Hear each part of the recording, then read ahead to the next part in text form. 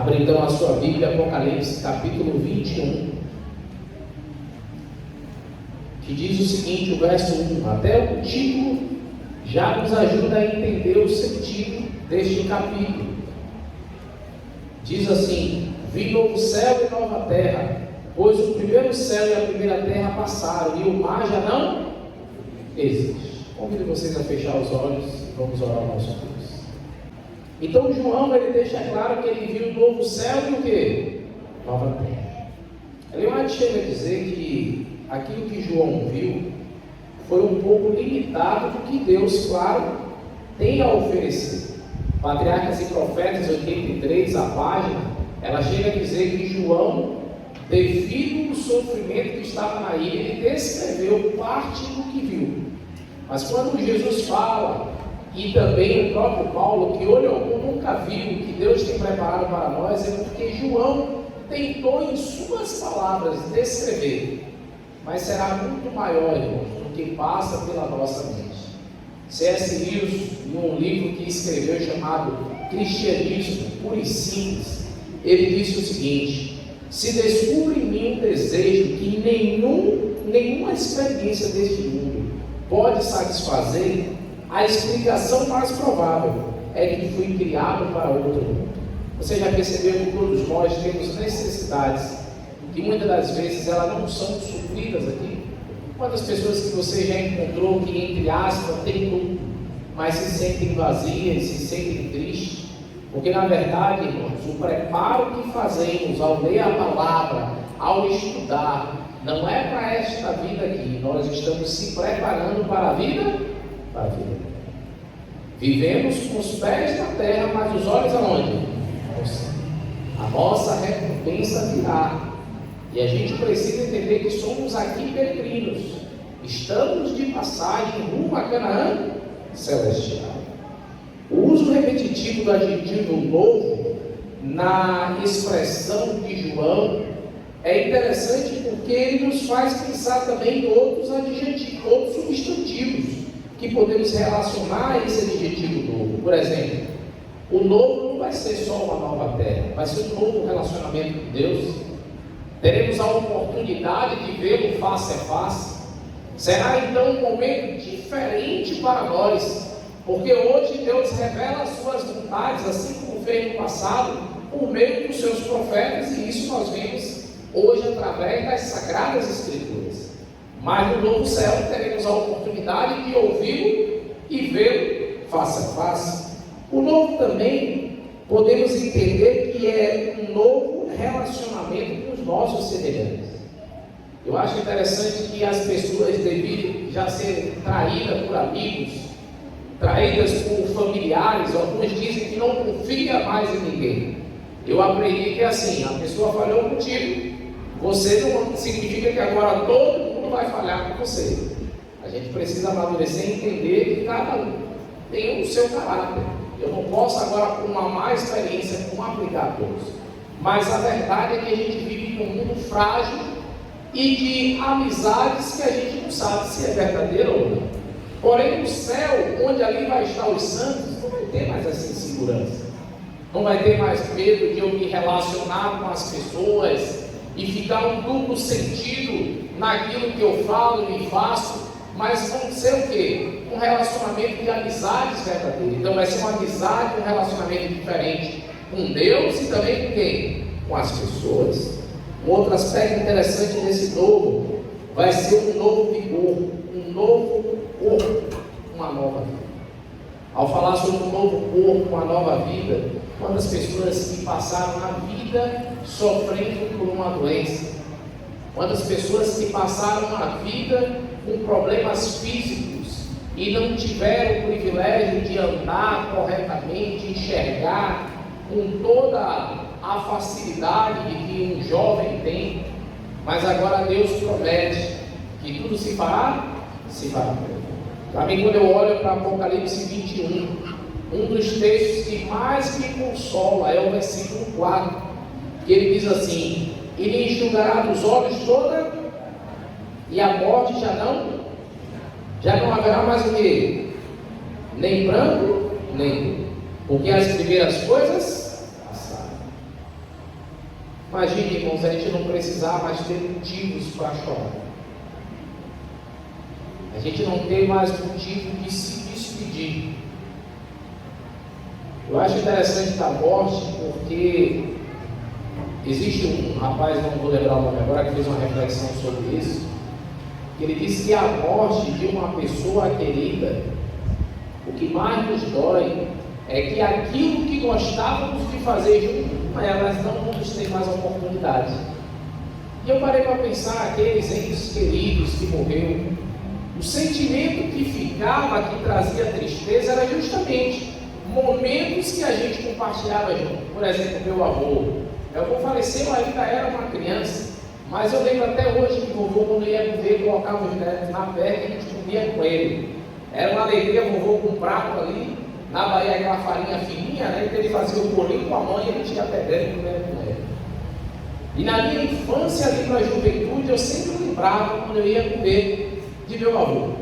E eu pensava, olha, momentos como esse eu não vou poder ter mais. Às vezes eu estou falando para alguém que lembra de um irmão, um amigo, e a gente pensa sobre esses momentos que não mais teremos. Às vezes são pessoas que até não morreram, mas a distância e as circunstâncias da vida criaram momentos que você não pode mais recordar e viver.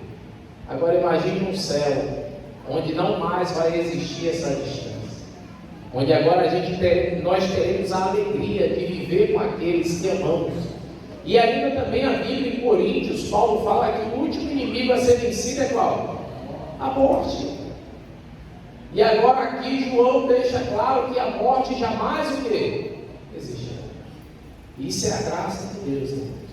Tudo aquilo que é problema nesta terra, tudo aquilo que nos trouxe momentos de tristeza, de choro, Cristo promete que na nova terra jamais existirá.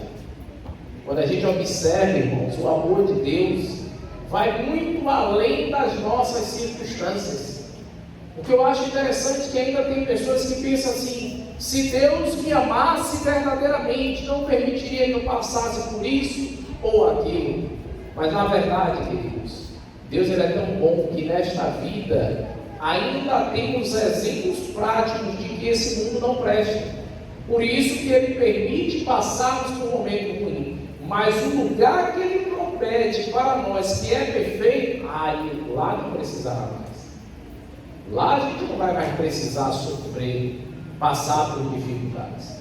Mas aqui nesta terra, estudamos até na lição passada do trimestre, aqui a gente passa pelo fogo. E o fogo muitas das vezes é o que? As provações, as tentações. Mas tudo isso como um processo de purificação e transformação para a nossa vida. Por isso que as tentações, os problemas que eu passo, podem não ser igual ao de vocês, pode não ser na mesma circunstância e no mesmo peso, mas cada um tem a sua medida aqui. Interessante que a Bíblia diz que cada dia baixa o seu.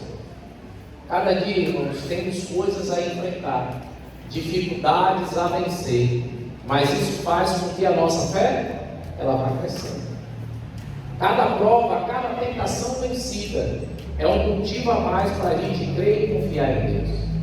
Quando as coisas estão difíceis, é o momento que eu mais devo me apegar e buscar verdadeiramente a presença de Deus.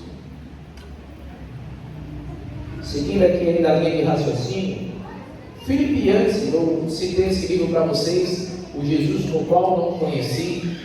Ele diz o seguinte: quando Jesus vivia na terra, fez os cegos verem, os aleijados andarem. Ele vai e volta para governar em um reino que não terá enfermidade, nem incapacidade. Na terra ele morreu e ressuscitou. Na sua volta, a morte não existirá mais. Cristo, enquanto esteve aqui, ele cuidou das enfermidades das pessoas, de um grupo simbolizando da preocupação dele com o grupo geral. Mas como não era o plano de Deus para agora essa cura geral, Jesus deixou a promessa da onde aconteceria. E a gente precisa se apegar às suas promessas. Na terra ele veio como um bebê nascido numa manjedoura, e ele vai voltar na figura deslumbrante descrita em Apocalipse. João, em Apocalipse 21, é o novo relacionamento de Deus com o seu povo. E o interessante é que um autor chamado Dom, ele diz o seguinte: frequentemente Deus é retratado como habitando no céu e seu povo na terra. Na eternidade, tal distração não vai existir, porque Deus agora habitará com o seu povo, numa ordem de vida jamais experimentada antes. Alguns têm essa dúvida: será que agora na nova terra Deus vai viver conosco? Irmãos, lembre-se, a distância que existe hoje entre o céu e a terra, a música que até cantamos, existia um abismo entre o homem e Deus. E quem apagou esse abismo? Quem colocou uma ponte sobre o abismo? Foi quem? Jesus Cristo com o seu sacrifício. E agora o que? A salvação é a nossa certeza em Cristo Jesus. A graça ela parece complexa, mas se entendermos que a graça é uma pessoa, se entendermos que o que precisamos está em Cristo, ela se torna simples. Ao ponto que o que devemos fazer é aceitar a Cristo e viver não para nós, mas para fazer a sua vontade.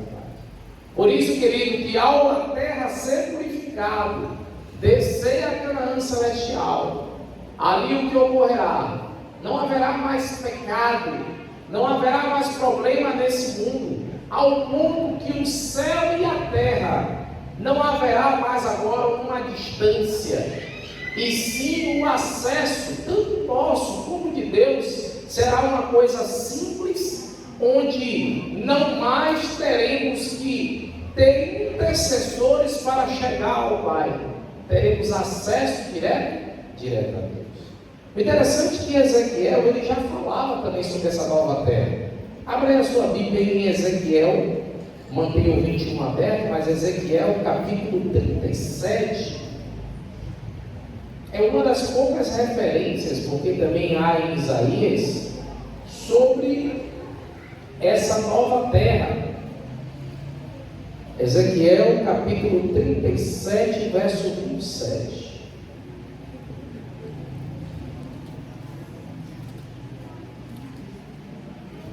Diz o seguinte: ele usa o termo, o meu tabernáculo estará com eles, e eu serei o seu Deus, e eles serão o meu povo. Deus está dizendo que o seu tabernáculo estará conosco. E aí agora Ezequiel 48, 35.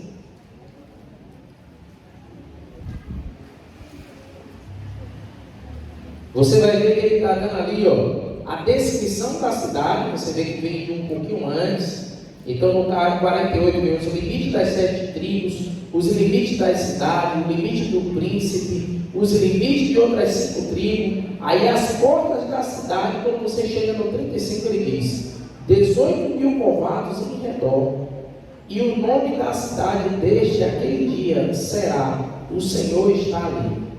O interessante é que essa medida, segundo Stevanovic, que é o autor que fez até a lição de Apocalipse que a gente estudou um pouco tempo atrás, ele disse que a mesma medida que Ezequiel dá para a cidade é a medida que João traz no livro de Apocalipse. A estrutura da cidade que Ezequiel apresenta é a mesma estrutura que João apresenta. A cidade se chama como a Nova Jerusalém porque havia um simbolismo da cidade santa na terra que era Jerusalém. Deus está preparando um lugar, irmãos, para os seus filhos, mas Deus queria que o povo de Israel já sentisse um pouco dessas bênçãos na terra. Por isso que até quando a gente vê a descrição ali de Isaías, que diz que o povo e o leão estariam juntos, o texto ele pode ser aplicado para a nova terra, mas a aplicação imediata dele era o que Deus queria para o seu povo, se fosse obediente, ainda aqui nessa terra. Como Israel não cumpriu a vontade de Deus, não viveu em paz como não vivem até hoje. As promessas que Deus deixou em Isaías para o povo de Israel na terra, ela se cumprirá com Israel o quê?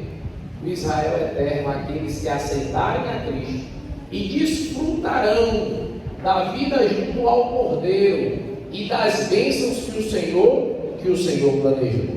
Israel rejeitou o Filho querido, o sacrifício de Cristo, e acabou o povo que era da promessa, passando agora essa promessa para os gentios, e todo aquele que nele crê pudesse assim então aceitar e conhecer a salvação em Cristo Jesus.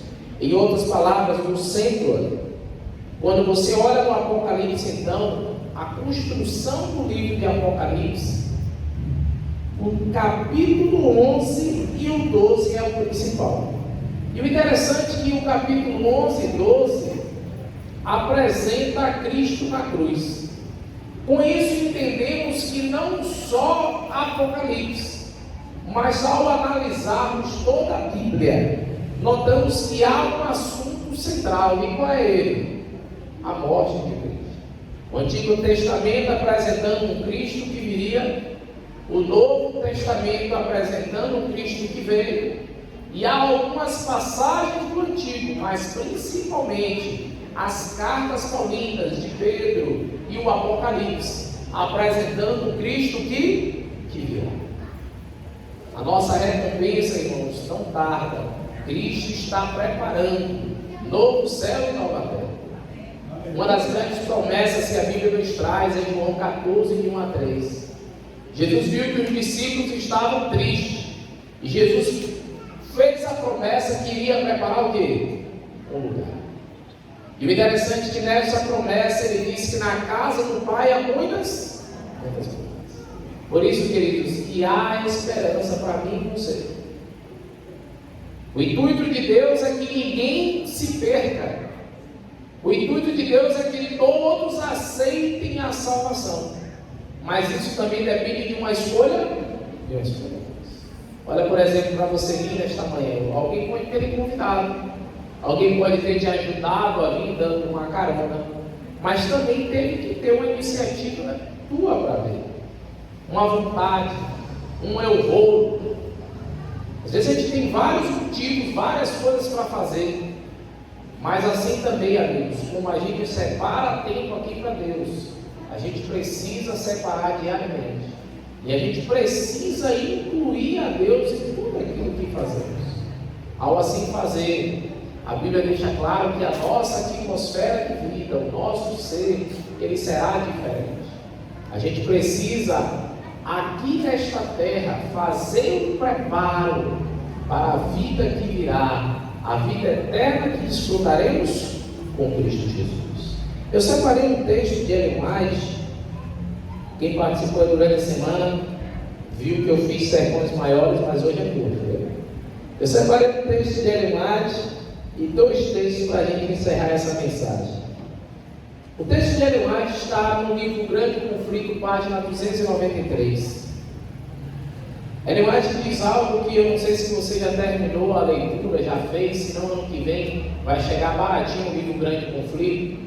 E eu gosto muito que essa versão aqui é da versão condensada, tem qualquer livro dela, do Grande Conflito, qualquer uma das versões vai ter. Onde ela diz assim, ó, o Grande Conflito terminou. Pecado e pecadores não existem mais. Daquele que tudo criou emana vida, luz e alegria, por todos os domínios do espaço infinito, desde o minúsculo átomo até o maior dos mundos, todas as coisas, animadas e inanimadas, em sua serena beleza e perfeito gozo, declaram que Deus é amor. Que Deus é amor. Um dia, irmãos, não existirá mais essa insegurança deste mundo, onde a gente vê tantas coisas que a gente pergunta por quê? Por que isso aconteceu? Por que assim? Não sei se vocês pegaram essa matéria essa semana de um louco que entrou em uma escola no Espírito Santo. 3 pessoas ali morreram, 11 ficaram feridas. Pessoas que estavam trabalhando no momento ali, esperavam aqui. a gente não se sente protegido, a gente tem insegurança. Você está bem, eu estava até falando com um amigo ali, que é fisioterapeuta, você está bem como um amigo estava, sentiu uma dor, teve que fazer uma operação na cabeça do fêmur, do nada uma dor, cirurgia. A gente está aqui e não sabe o que vai acontecer daqui a pouco, depois. No final dos tempos, amigos, não mais existirá essa dor, o medo, a insegurança.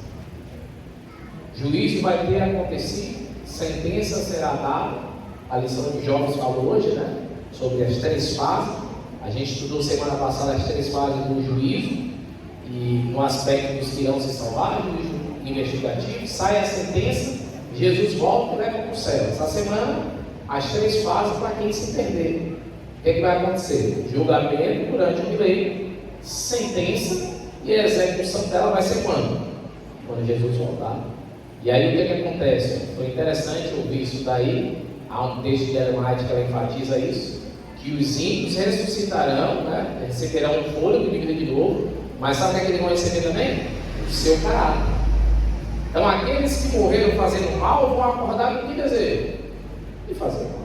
Aqueles que eram egoístas, aqueles que viviam para si, vão querer o dele. E eles vão ser unidos pelo inimigo, como ele já fez e faz isso aqui nessa terra. E aí então desce fogo do céu e tudo é o quê? E aí agora o mal não mais existe. E tudo, desde o pequeno ao grande, reconhecerão o amor de Deus. E os 2 textos que eu quero ler com vocês, Apocalipse 22, verso 21. Depois até corrijo aqui que coloquei errado. O último texto da Bíblia, irmãos, ele finaliza com a palavra mais linda de toda a Bíblia e de toda a nossa vida: a graça. A graça do Senhor Jesus esteja com quem? Desejo de João, de Paulo, de todos aqueles que pregaram o Evangelho, é que a presença de Cristo permanecesse com todos nós. Mas por que eu não deixei para a gente finalizar com esse texto? Porque o texto, irmão, no qual surgiu essa semana é 1 Pedro 5,10, e eu finalizo a mensagem com esse texto. 1 Pedro 5,10, Pedro diz o seguinte: ora, o Deus de toda graça, que em Cristo vos chamou à sua eterna glória, depois de ter sofrido por um pouco, Ele mesmo vos há de aperfeiçoar, firmar, fortificar e fundamentar. Irmãos, o Deus de toda graça que existe pertence a Ele. Depois de termos sofrido, passado por dificuldades, olha quem é que dá a força a Ele. Olha quem é que aperfeiçoa. É Ele. Não é algo que vem de nós. A salvação não é produzida pelas minhas mãos. Muitos de vocês, assim como eu, têm dificuldades, pecados a serem vencidos, maus hábitos, onde às vezes a gente se esconde com vergonha do que faz e pensando como as pessoas vão reagir. Eu tenho aprendido, irmãos, que a maior maturidade da nossa vida é quando a gente esquece as pessoas e se preocupa conosco e Deus. Cada máscara que a gente vai colocando, irmãos, nos dificulta de Deus falar conosco.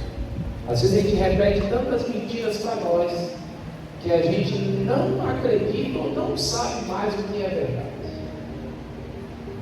Por isso, irmãos, que Deus ele nos convida para a gente se despir e agora ser revestidos pela sua graça. Porque é ela, irmãos, que nos renova, nos fortalece, nos cura realmente do mal e do pecado que temos. Por isso que ao chegar a Cristo, seja sincero. Por que eu devo orar se Deus sabe as minhas necessidades? Porque Deus também, amigos, Ele olha o que vai no íntimo do coração. A palavra do Senhor diz que o homem vê o exterior, mas Deus vê o quê? Deus quer que você demonstre a sua real intenção. Há um desejo de mudança sincera, há um desejo de transformação, então fique tranquilo. No tempo certo, Deus vai te aperfeiçoar, vai te transformar. O importante é você não desistir, porque se você desistir, o inimigo vence. As quedas, irmãos, são naturais da vida. Em Romanos 7, Paulo chega a dizer: olha, tem pecados que eu não planejo e faço. Existem pecados que já se tornou involuntários, naturais. E agora? Jesus chega para nós e diz: a minha graça que o edifica. No momento certo, irmãos, Deus agirá. Mas uma das coisas que Deus faz, como aprendemos aqui em Jó, é muitas das vezes responder no silêncio. Às vezes as respostas que a gente quer, Deus nunca vai dar. Mas o seu silêncio é um convite para um relacionamento. E foi isso que Jó fez e mudou a sua vida.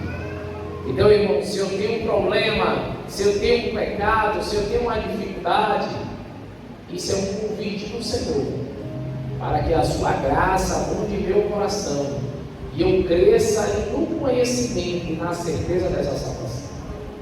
Eu quero encerrar essa semana cantando a música Graça. Ela é simples, irmãos, e o perdão recebemos se aceitamos esse Senhor como o Senhor e Salvador de nossa vida.